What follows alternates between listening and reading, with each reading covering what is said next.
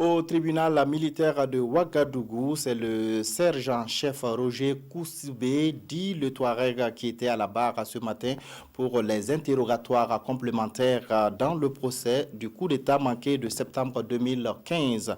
Il a nié les propos de ses deux co-accusés et dit n'avoir jamais été le messager du général Gilbert Diendéré. Pour lui, le coup d'État est l'œuvre des sous-officiers supérieurs Éloi Badiel et Florent Nyon. Le point avec Draman Guéné et Zoubaviel David Dabiré.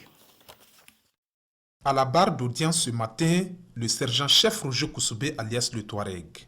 Pour la deuxième fois, le sous-officier s'explique sur les événements du 16 septembre 2015 et jours suivants et apporte quelques précisions.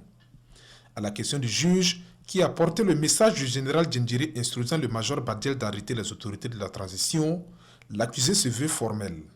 Je n'ai jamais été le messager du général Diendéré. Le 16 septembre 2015, je n'ai participé à aucune action. Une version qui ne convainc visiblement pas le parquet militaire qui porte à la connaissance du tribunal les procès-verbaux des accusés Woukourou Kossé, Dassami et Zerbo Laouko Mohamed. Tous reconnaissent dans leur déposition avoir été contactés par le sergent-chef Roger Koussoubé pour prendre part à l'exécution du putsch.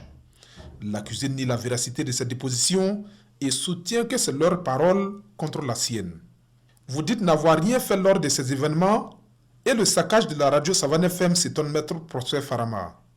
Le sergent-chef reconnaît avoir été sur les lieux lors des événements, mais juste pour satisfaire sa curiosité, s'empresse-t-il d'ajouter. Et si une vidéo prouvait que vous avez débranché ou saccagé du matériel, serait-ce toujours par curiosité, ironise l'auxiliaire de justice.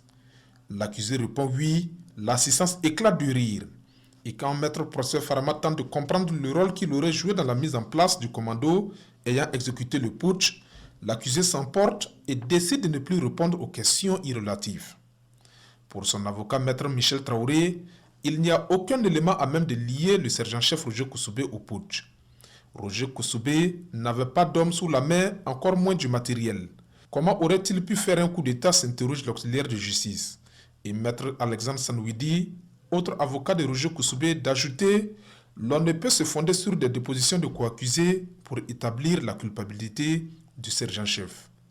L'audience reprend demain à 9 h au tribunal militaire de Ouagadougou.